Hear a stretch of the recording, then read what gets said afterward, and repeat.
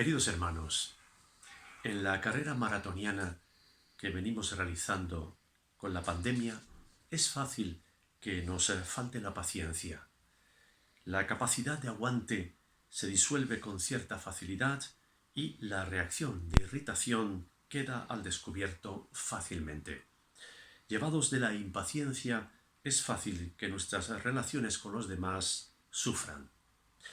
En este segundo domingo de Adviento, como evidencian las dos velas que aquí también tenemos encendidas en la corona de Adviento, en el que actualizamos el estado de espera del niño Jesús para tomar forma humana, nos llega un mensaje de la palabra de Dios con la intención de animarnos a la paciencia.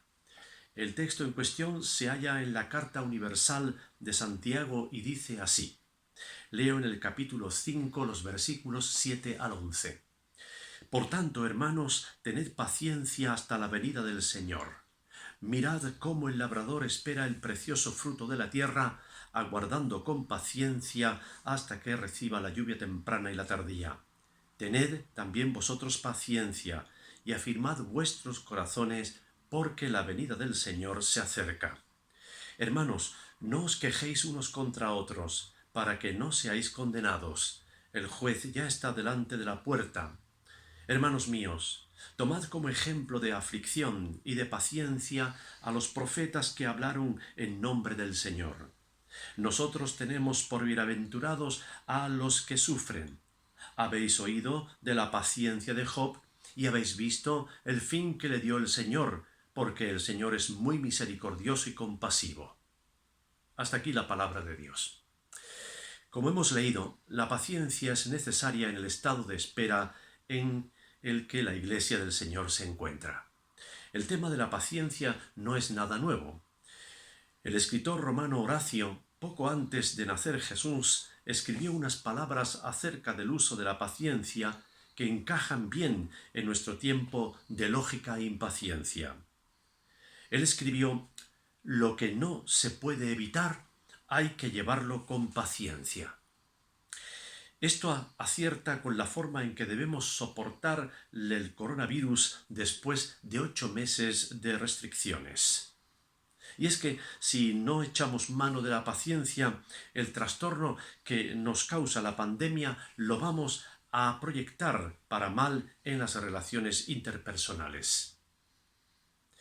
En tiempos de Santiago, la parusía o venida del Señor sometía a los miembros de las iglesias a una tensión que revertía en la impaciencia y se trasladaba a las relaciones entre los miembros de las iglesias. De la misma manera, la impaciencia a la que nos somete el coronavirus se puede convertir en un problema de relaciones personales. En este sentido, podemos hacer una lectura en el texto de hoy que nos ayude a captar aspectos prácticos que nos animen a la paciencia. Hermanos, tened paciencia, escribe Santiago. La palabra griega que usa Santiago es curiosa en su composición, porque quiere decir mantener lejana la ira. El ser humano oculta un enorme potencial de conflicto. Y si este potencial no se controla, fácilmente surgen los arranques descontrolados e incluso de ira. La paciencia es la capacidad de saber mantener alejada esa ira incontrolada. Santiago pide a sus lectores que se inspiren en el labrador. Mirad cómo el labrador espera el precioso fruto de la tierra, aguardando con paciencia hasta que reciba la lluvia temprana y la tardía, escribe nuestro autor. El labrador le ofrece a Santiago la imagen de alguien que tiene un oficio que por naturaleza le obliga a ser paciente, porque tiene que reconocer el tiempo que la cosecha necesita para salir y que él no puede cambiar porque quiera. Esto le obliga a una paciencia serena, sosegada, sin nervios y sin miedos, sin quedarse con la primera apariencia, si bien con expectativas de fruto y por ello esperanzada. Todos estos aspectos hacen que se pueda calificar el tipo de paciencia que se debe ejercer en las relaciones de unos con otros. Se ha de tener una paciencia de labrador, es decir, sosegada, serena, sin miedos y esperanzada, positiva a la expectativa de algo o que algo cambie. Aquí vale aquello de que hay problemas que se resuelven y hay problemas que se disuelven. Tener paciencia en estos casos es de sabio y evita sufrimientos y males mayores. Y añade Santiago: tened paciencia vosotros también, y afirmad vuestros corazones, porque la venida del Señor se acerca. Anima Santiago a una espera optimista que requiere una paciencia que se logra con el afirmar el corazón. Afirmar es sujetar, porque el corazón, centro y fuente de la vida espiritual, allí donde se desarrolla la capacidad de pensar, querer y sentir, es lábil, es decir, poco estable, poco firme.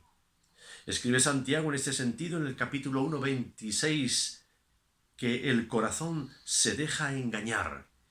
Y en el 3:14 escribe: se deja llenar de celos amargos y rivalidad.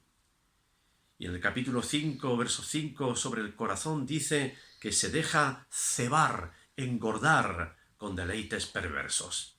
Pero que se puede purificar de todo esto, como ya había escrito Santiago anteriormente, y que lo leo del capítulo 4, versículo 8. Allí dice él: purificad vuestros corazones. Como se puede purificar el corazón, no se debe dejar de hacer, y así se debe cobrar esperanzas de que el corazón puede ganar el optimismo necesario que ayude a la paciencia en la vida. Santiago escribe que quien vive con la expectativa de la venida del Señor puede facilitarse la capacidad de ser paciente, protegiendo a su corazón de debilidad, resignación y tentación. Bajo este control, la paciencia va a parar o revertir en una mejora de las relaciones personales. Hermanos, no os quejéis unos contra otros, para que no seáis condenados. El juez ya está delante de la puerta, escribe Santiago siguiendo con el texto de hoy. La paciencia se puede perder muy pronto, sobre todo cuando se trata de soportar las impertinencias y errores de los otros. Entonces se pasa de ser tranquilo a intransigente, como jueces sin paciencia. El quejido del que escribe Santiago se refiere al que lleva a enjuiciar a los demás, como ya lo refirió él en el capítulo 4, versículos 11 y 12, y que os leo.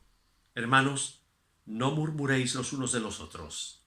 El que murmura del hermano y juzga a su hermano, murmura de la ley y juzga a la ley.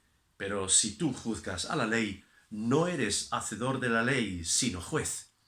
Uno es el dador de la ley, que puede salvar y condenar. Pero tú, ¿quién eres para que juzgues a otro? El quejarse de Santiago es una expresión de impaciencia que puede romper el ambiente de grupo y compañerismo en la iglesia. Y esto ocurre sobre todo cuando hay acusaciones porque el otro ha cometido un error. Santiago se refiere a atenazar al hermano o a la hermana en su error. También el Maestro Jesús enseñó: no juzguéis, para que no seáis juzgados, porque con el juicio con que juzgáis seréis juzgados, y con la medida con que medís se os medirá. Hay más bien que estar dispuestos a comprender que fallos los cometemos todos y que no hay que aprisionar al otro por su error. Santiago entiende que en el Antiguo Testamento hay personajes cuyas vidas son ejemplos de paciencia, y escribe, versículo 10, Hermanos míos, tomad como ejemplo de aflicción y de paciencia a los profetas que hablaron en el nombre del Señor. Al citar a los profetas en general y a ninguno en particular, Santiago los usa como modelo de orientación, pues los profetas mostraron paciencia y disposición en el sufrimiento. Al citar a su vez a los profetas que hablaron en el nombre del Señor, se inspira Santiago en un texto del libro del profeta Daniel, en el que éste ora solidariamente como parte del pueblo de Dios, reconociendo que, leo en el capítulo 9, versículo 6 de Daniel, no hemos reconocido a tus siervos los profetas, que en tu nombre hablaron. Con esta mención velada, Santiago enfatiza que las palabras o palabra que se emita sea conforme al Evangelio. Por eso escribe él de hablar como los profetas en el nombre del Señor. Indica Santiago que el hablar no se pulverice en dites y diretes o en chismes y críticas. La paciencia de los profetas fue modélica, y hasta la crítica personal no les impidió hablar en nombre del Señor. Pensemos, por ejemplo, en Jeremías metido en un pozo por predicar la palabra de Dios, o en Oseas, que tuvo que casarse con una prostituta y debió ser tema de continuas burlas. Así pues, tanto el hablar como la paciencia de los profetas del Antiguo Testamento fueron ejemplos a seguir en el trato con Dios y los demás. Y acaba Santiago su argumentación sobre los modelos de paciencia y escribe: nosotros tenemos por bienaventurados a los que sufren. Habéis oído de la paciencia de Job y habéis visto el fin que le dio el Señor, porque el Señor es muy misericordioso y compasivo. Con estas palabras, Santiago redondea su carta, cerrando la temática con la que la abrió en el capítulo 1, versículos 2 y 3. Allí escribía Santiago: hermanos míos, gozaos profundamente cuando os halléis en diversas pruebas, sabiendo que la prueba de vuestra fe produce paciencia. Santiago usa la resistencia, aguante, de Job como ejemplo, y la calificación que recibe al final: bienaventurado, dichoso, feliz. Este es un calificativo que se le reconoce al final a alguien después de algo.